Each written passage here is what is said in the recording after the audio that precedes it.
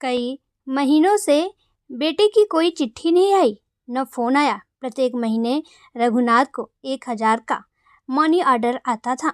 वह अभी कई महीनों से नहीं आया। रोज डाकघर का चक्कर लगाकर मायूस होकर वापस लौटता है। वह घर में खाने को कुछ नहीं है। शरीर इतना जंजर हो गया है कि अब ताकत ही नहीं रही कि कुछ काम करके पेट पालें। और फिर इस उम्र में काम पर भी कौन रखेगा। जब काम करने की उम्र थी तब बहुत मेहनत की। घर से बुलाकर ले जाते थे लोग काम के लिए, क्योंकि रघुनाथ ने काम करने में कभी कोई कोताही नहीं बरती। बहुत मेहनतकश इंसान था वह। उसकी मेहनत और ईमानदारी की चर्चे पूरे गांव में आज भी है। गांव में सभी उसे इज्जत की नज़र से देखते हैं। जब से बेटा कमल कलेक्टर बन गया तब से लोगों की नज़र में उसका ओहदा और बढ़ गया है। जो भी देखता हालचाल पूछे बिना और नमस्ते किए बिना नहीं जाता। इतनी इज्जत पाकर वह गदगद हो उठता है। सुनिए जी, आप क्यों नहीं चले जाते शहर? कहीं ऐसा ना हो कि हमारा कमल किसी परेशानी में है, इसलिए हमें रुपए नहीं भेज रहा है और ना ही चिट्ठी लिख रहा है। आपको जाकर उसकी खबर लेनी चाहिए। आप जाकर कमल से मिलेंगे तो उसे खुशी ही होगी। पता नहीं सब कुछ ठीक है कि नहीं। रघुनाथ की पत्नी सुहासिनी ने चिंता जताते हुए अपने पति से आग्रह किया। तुम ठीक ही कह रही हो। मुझे ही शहर जाकर अपने बेटे से मिलना चाहिए, उसका हाल चाल जानना चाहिए। आखिर पिता हूँ मैं उसका। मैं तो इसलिए शहर नहीं जा रहा था क्योंकि कमल ने मुझे मना कर रखा है। पर क्यों मना रखा है, यह बात अभी तक समझ में नहीं आया। रघुनाथ ने थोड़ी चिंता जताते हुए जवाब दिया। बहुत गरीब था रघुनाथ। जमीन जायदाद भी ज़्यादा नहीं थी। थोड़ी सी जमीन थी, उसमें जो फसल उगती थी उससे पूरे परिवार का गुजारा नहीं होता था। इसलिए रघुनाथ को दूसरे के यहाँ मजदूरी करनी पड़ती थी। सुहासिनी भी दूसरों के घर में काम करती थी ताकि बेटे की परवरिश अच्छी तरह कर सके। एक बेटी है जिसकी शादी कम उम्र में कर दी। एक बेटा कमल पढ़ने में बहुत होशियार था, इसलिए उसकी पढ़ाई के लिए रघुनाथ और सुहासिनी ने बहुत मेहनत की। जब कमल को शहर पढ़ने के लिए जाना था उस समय रघुनाथ के पास रुपए की कमी थी। रुपए की कमी को पूरा करने के लिए रघुनाथ गांव-गांव जाकर लोगों से सहायता की गुहार लगाई। कुछ भले लोग थे जिन लोगों ने सहायता की और रघुनाथ ने बेटे को शहर भेजा पढ़ने के लिए। पढ़ लिख कर बेटा नौकरी करेगा तो हमारी गरीबी एक दिन दूर हो जाएगी। इतना ज़्यादा मेहनत बुढ़ापे में नहीं करना पड़ेगी। यह सोचकर रघुनाथ और उसकी पत्नी और ज़्यादा मेहनत करने लगे। एक दिन गांव में आकर बेटे ने खबर दी कि वह कलेक्टर बन गया है। रघुनाथ की खुशी का ठिकाना नहीं रहा। सुहासिनी तो खुशी के मारे रो पड़ी। इतने वर्षों की मेहनत आज रंग लाई है। रघुनाथ और सुहासिनी ने मिलजुल कर जो सपने देखे थे वह सपने साकार हो गए थे। पूरे गांव में बात फैलते देर नहीं लगी। गांव से सब लोग बधाइयाँ देने रघुनाथ के घर आने लगी। उत्साह सा माहौल हो गया था। जाते समय बेटे ने कहा था, मैं हर महीने आप लोगों को रुपया भेजूंगा। अब आप लोगों की काम करने की ज़रूरत नहीं। पूरी ज़िंदगी आप दोनों ने मेहनत की, अब आराम का समय आ गया है। बहुत रघुनाथ और सुहानी दोनों बहुत खुश थे। अब वो काम पर नहीं जाते थे। बेटे जो रुपए भेजते थे उससे दोनों का गुजारा अच्छे से होने लगा। दोनों बहुत खुश थे, परंतु कुछ महीनों से रुपए आना बंद हो गया। दोनों को कुछ भी समझ में नहीं आया कि अचानक रुपए आना बंद क्यों हो गया। बेटे का चिट्ठी लिखना और फ़ोन करना भी बंद हो गया। एक बार रघुनाथ ने शहर जाना चाहा, परंतु फिर बेटे की बात याद आ गई। बेटे ने मना कर दिया था कि शहर मत आना, मैं ही आकर आप दोनों को ले जाऊंगा शहर। सुहासिनी के आग्रह पर एक दिन रघुनाथ शहर की ओर चल पड़ा। सुबह सुबह गेट पर अपने पिता रघुनाथ को हाथ में एक पोटली लिए खड़ा देखकर कमल को समझ में नहीं आया कि वह क्या करे। वह अब कैसे अपनी पत्नी मेघा से कहेगा कि यह मेरे पिताजी हैं। उसने तो मेघा से यह कहा था कि मेरे माता पिता गुजर गए, कोई नहीं है, मैं अकेला हूँ। अब अचानक यह कैसे कहेगा कि यह मेरे पिताजी हैं। पूरा राज खुल जाएगा, सोचकर वह सिहर उठा। शादी के बाद उसने रुपए भी इसलिए भेजना बंद कर दिया ताकि मेघा को पता ना चले। शादी के बाद भी उसने अपने माता पिता से नहीं बताई थी।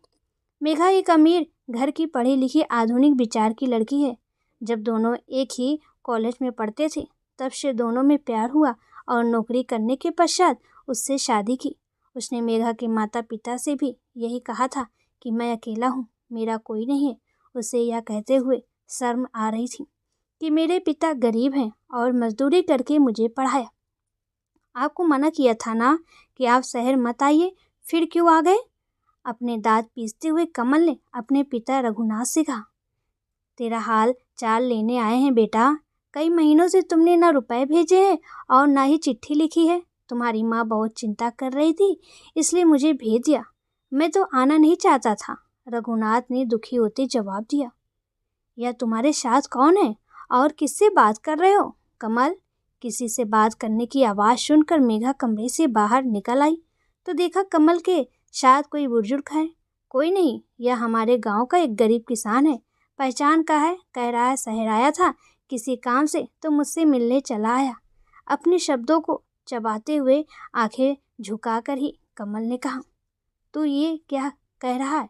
बात पूरी होती इससे पहले ही कमल ने टोक दिया और अपने नौकर से कहा, इनको जरा सर्वेंट क्वार्टर में ले जाओ और वहीं पर रहने की व्यवस्था कर दो।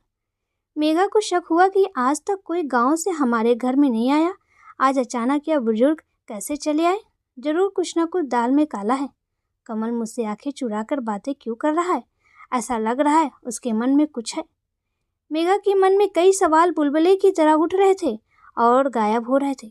कमल के ऑफिस चले जाने के पश्चात वो अपनी जिज्ञासा को नहीं रोक पाई और स्वतः ही उसके कदम सर्वेंट क्वार्टर की ओर चल पड़े। उसने सर्वेंट क्वार्टर में जाकर देखा, वह बुजुर्ग बहुत उदास होकर चुपचाप बैठा हुआ है। मेघा को देखकर हड़बड़ी में उठकर खड़ा हो गया और कहा, आप इस घर की मालकिन हैं, साहब की पत्नी हैं? जी मैं उनकी पत्नी हूँ मेघा, पर आप कौन हैं? क्या नाम है आपका? कृपया मुझे बताएंगे? मेघा ने बड़े ही शालीनता से पूछा। मैं रघुनाथ चौधरी। मेघा को रघुनाथ चौधरी नाम सुनकर थोड़ा सा खटका लगा। वह कुछ याद करने की कोशिश करने लगी।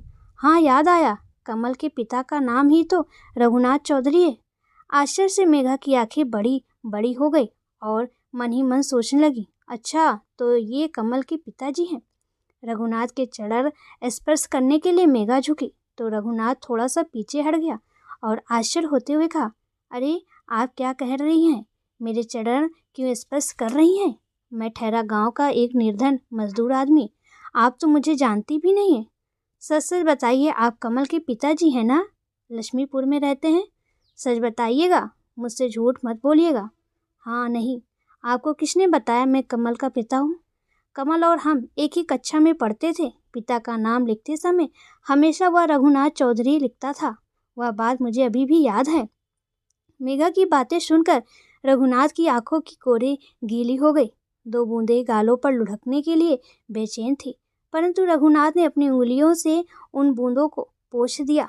भारी आवाज में उसने कहा, अब जब बेटा ही पिता का परिचय देना नहीं चाहता है तो आप मेरा परिचय जानकर क्या करेंगी?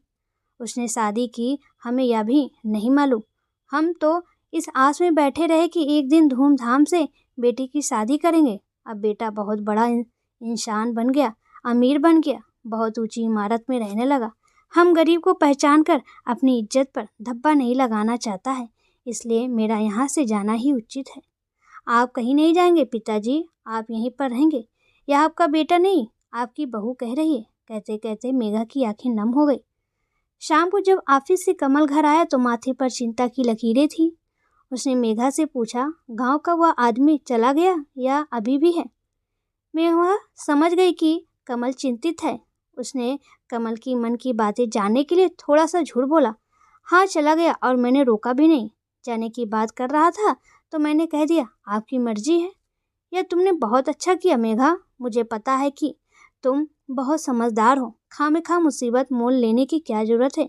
गांव का कोई आकर कहेगा कि मैं तुम्हारे पहचान का हूँ और मेरे यहाँ रुक जाएगा मेरी परेशानी बढ़ाने के लिए? यह कहाँ तक उचित है? मेरे पास इतनी फुर्सत है क्या जो गांव के हर व्यक्ति का मैं ध्यान रखने लगूं? कमल ने चिढ़ते हुए कहा, आपका कहना बिल्कुल उचित है। कोई भी आकर कहेगा कि मैं गांव का हूँ और उसकी आवभगत करनी पड़ेगी, यह तो जरूरी नहीं है। मेघा मन ही मन मुस्कुरा रही थी। यही बात ही करती रहोगी या कुछ चाय वाय पिलाओगी? दिन भर का थका हूँ।